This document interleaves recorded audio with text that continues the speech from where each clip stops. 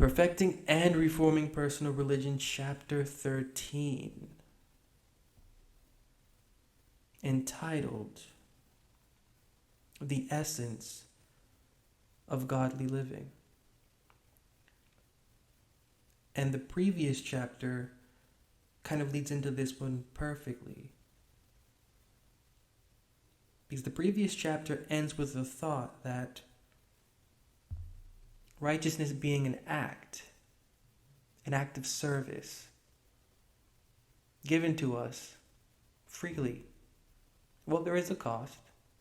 The cost of us lowering our ego. The cost of us willing to risk the condition of our understanding spiritually, devotionally. The act of the living God's righteousness is the act of creating our conversation in similar fashion to the conversation of his chief apostle. Meaning that we not only have a faith that is confident in its own self,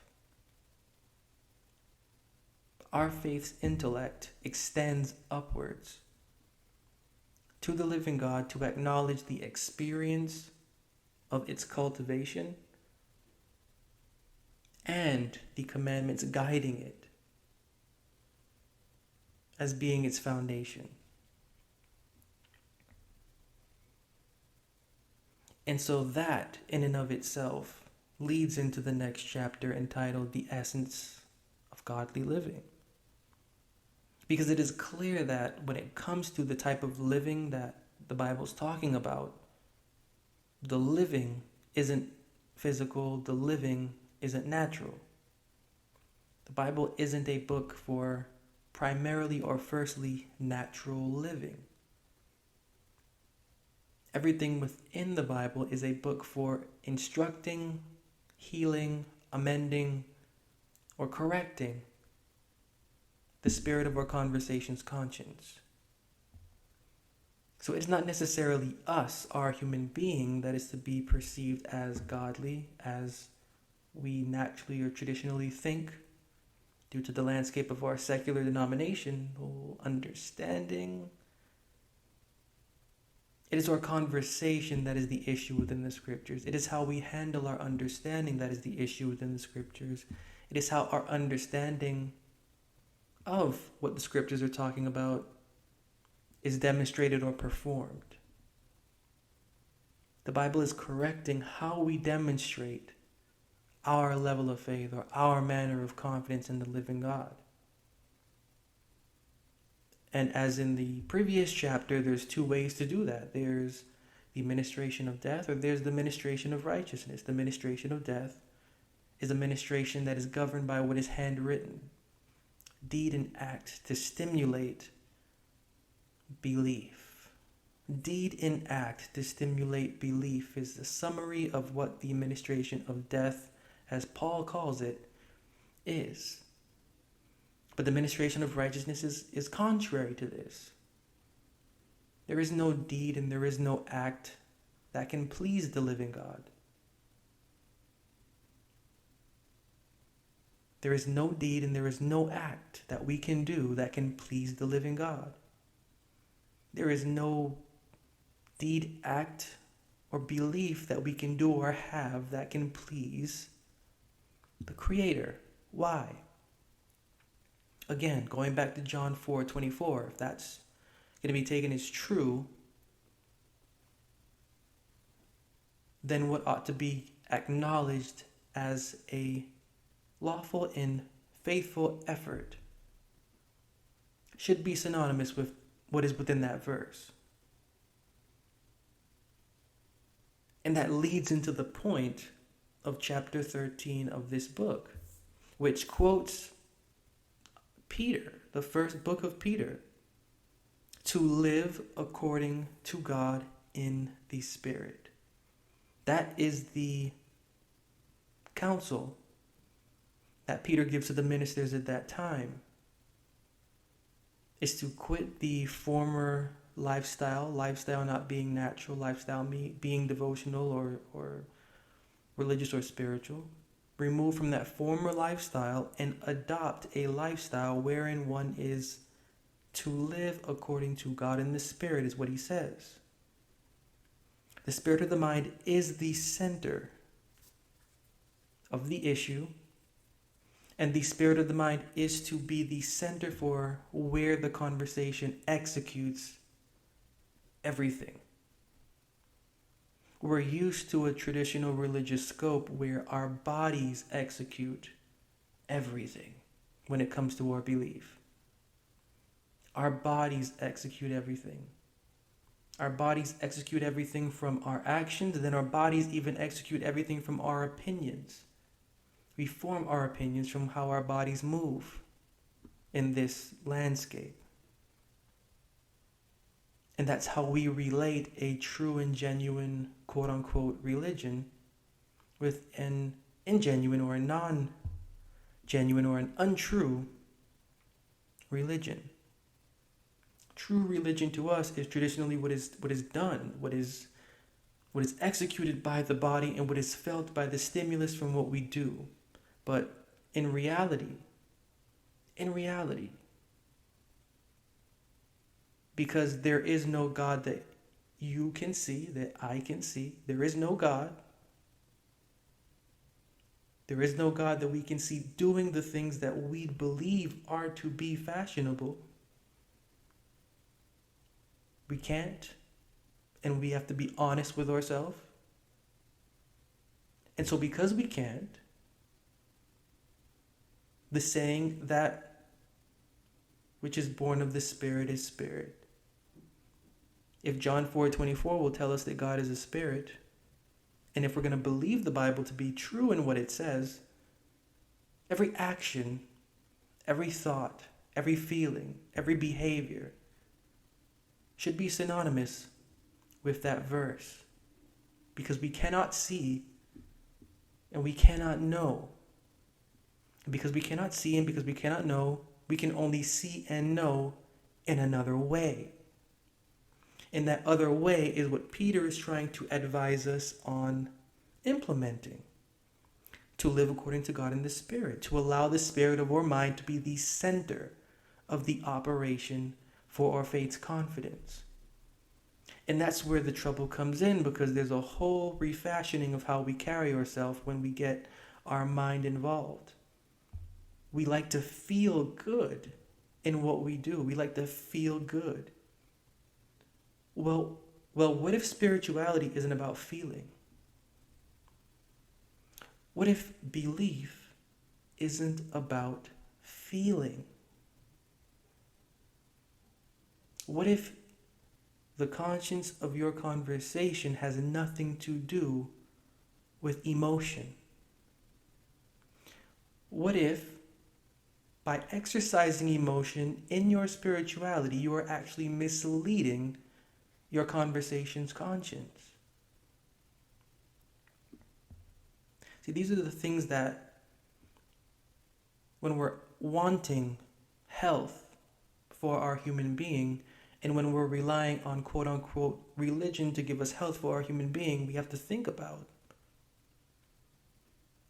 Because our human being is executing a quote-unquote religion, but all in all, what is within the human being is not being fed by what we're doing. And that's all too true. The spirit of our mind is what is to be engaged in the act. But if the human being is only executing something to fulfill a purpose for a feeling, then how credible is that service? This is what Paul teaches in the book of Hebrews chapter 10 and 9, and throughout the book of Romans. This is what the scriptures teach from Genesis to Malachi when getting under the surface of those words. In this book, Perfecting and Reforming Personal Religion, chapter 7 highlights the fact that our hidden person is to be nourished in everything that we do. The hidden person is to be nourished. That hidden person is the conscience of our conversation. The conscience of our conversation is to be nourished. That nourishing can only occur as we live right. And that we, not we personal, that we meaning our conversation, as our conversation lives right and lives right according to what the living God is. And if we're going to take the Bible as being true, once again, John 4:24, we have to connect with what the living God is in order to receive the benefit from the living God.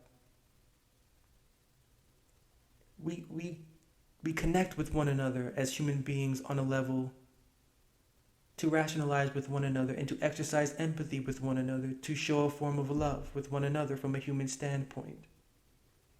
And that's great when we can do that. Because when we can get on the level of another human being, we can encourage that person to step outside of their human being, to get their mental faculties going, to let them know that they are more than the circumstance that they believe that they're in. Connecting with another human being from a human standpoint, we can do more for bettering the scope of their understanding of themselves and of the vision they have of their future by simply exercising empathy with them. Now, this is no different than when it comes to the living God. There is no human being that we can say the living God is. There is no flesh and blood you can look at, I can look at, to say this is what the living God is. This is how I need to connect with the living God in this fashion. So doing what is physical, doing the physical stuff, it's not going to cut it. Because this isn't what the living God is cut out of.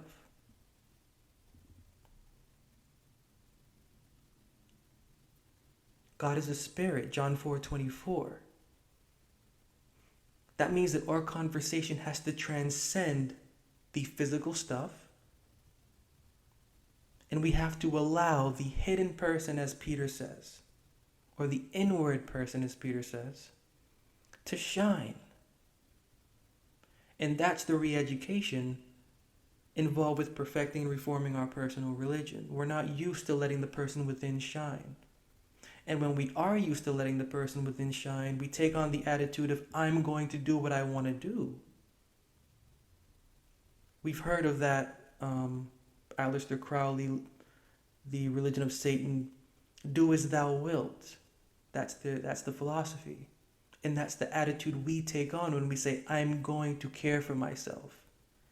I'm going to do for me.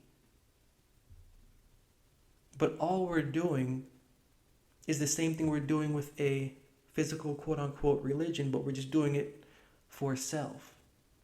We are completing a ritual that is human to feel a stimulus that we are in control. But truth be told, we can only feel the kind of control we want to feel when allowing the spirit of our mind to be what it is supposed to be. Our human being is like less than 50% of this experience. We are only what we are because of the spirit of the mind that exists within us. Allowing the spirit of the mind that exists within us, that intelligent essence that sparks our organism to live, allowing that to find its confidence in its creator. This experience provides our human being the instruction it needs in order to feel right within itself. And that's why Peter counsels, live according to God in the Spirit. Because when doing so, when the spirit of our mind is edified, our human being is right. But we can't know this. And we won't know this until we're able to exercise a level of humility where our human being is just silenced. And that silencing, again, we can't escape from the invisible substance of grace. It is grace that does heal us. It is grace. It is grace that is given, as Paul says, the gift of this course of learning. Grace is the fuel. Grace is the medicine. That's a better word. Grace is the medicine for what we're going through.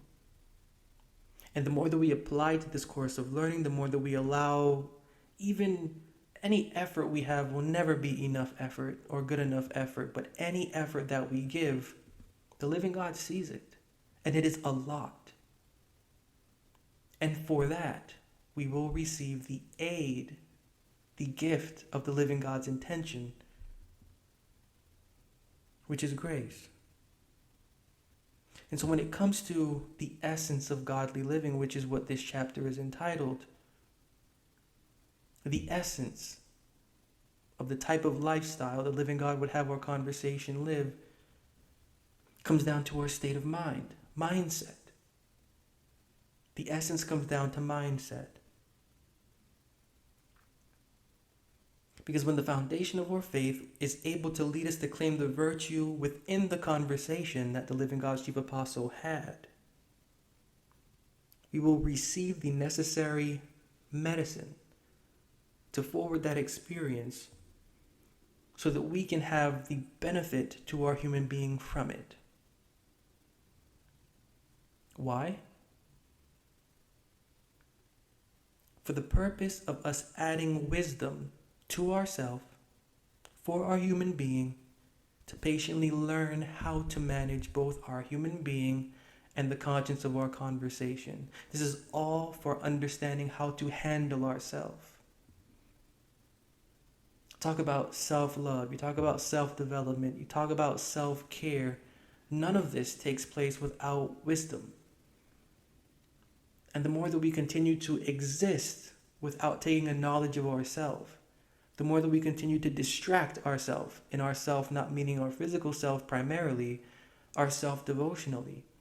Distracting our devotional self by filling in the hole that we know we should be filling it in with things that are not for it. We get further away from understanding how to handle ourselves.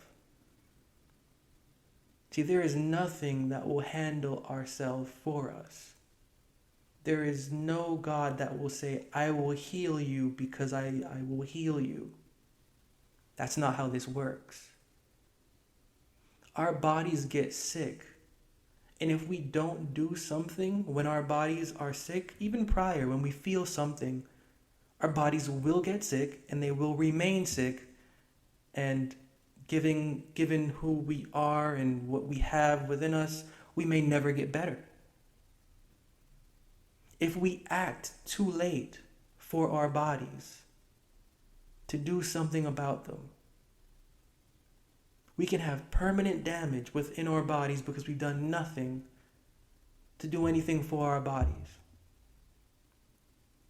It's the same thing for our conversation's conscience and for our faith's thoughts and feelings. There has to be an effort for our faith to get better. The same effort we would give our body to get better, the same effort we have to give our mind to get better. If we don't take that effort, there will be no medicine that can help us. But if we take the effort, no matter what level that effort is, if we sincerely take that effort, the living God promises and will deliver medicine for health. But it begins with us. We can't depend on anything or anyone or any God deity outside of us to do anything. The effort begins with us, and then the intelligence governing life will trace right back up to the living God for our effort. And in return, we will receive the substance of grace to aid what we want and know we need for well-being for our human being and our devotional conversation.